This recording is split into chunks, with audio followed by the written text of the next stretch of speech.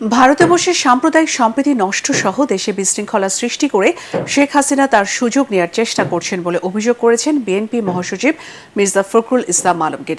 নয়াপল্টনে মিলাদ মাহফিলে তিনি জানান, চিকিৎসার জন্য খুব শীঘ্রই দেশের বাইরে যাবেন দলের প্রধান বেগম খালেদা জিয়া। আরও জানাচ্ছেন মইনুল আহসান।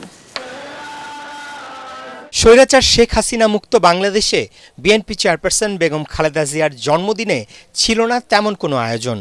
হাসপাতালে চিকিৎসাধীন বেগম জিয়ার রোগমুক্তি ও কোটা বিরোধী আন্দোলনের শহীদ ছাত্র জনতার রুহের মাগফিরাত কামনায় মিলাদ ও দোয়া মাহফিলের আয়োজন করে বিএনপি। আন্দোলন সংগ্রাম ও দেশ পরিচালনায় বেগম জিয়ার নানা অবদানের কথা স্মরণ করেন বিএনপি মহাসচিব।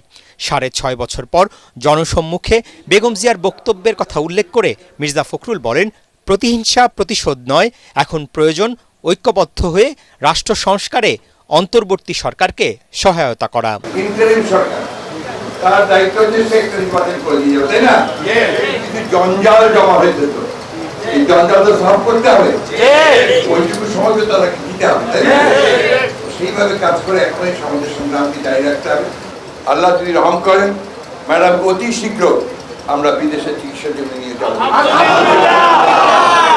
আমরা আল্লাহর কাছে দোয়া করেছি এখন সমস্ত সুস্থ হয়ে আমাদের মাঝে ফিরে আসেন। গণ আন্দোলনে দেশ ছেড়ে পালিয়ে ভারতে আশ্রয় নেয়া শেখ হাসিনা এখনো ছাত্র জনতার অর্জনকে নষ্ট করে দিতে নানা ষড়যন্ত্র করছে বলেও অভিযোগ করেন বিএনপি মহাসচিব।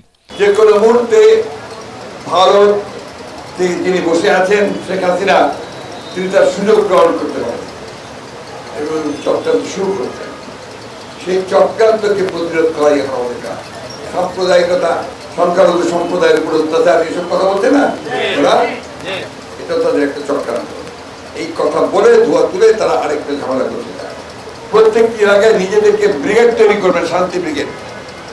শান্তি ব্রিগেড করে পাহারা দেবেন সমস্ত সংখ্যালঘুদের উপাসনালয়, মন্দির, গির্জা, এই সমস্ত পাহারা দেবেন।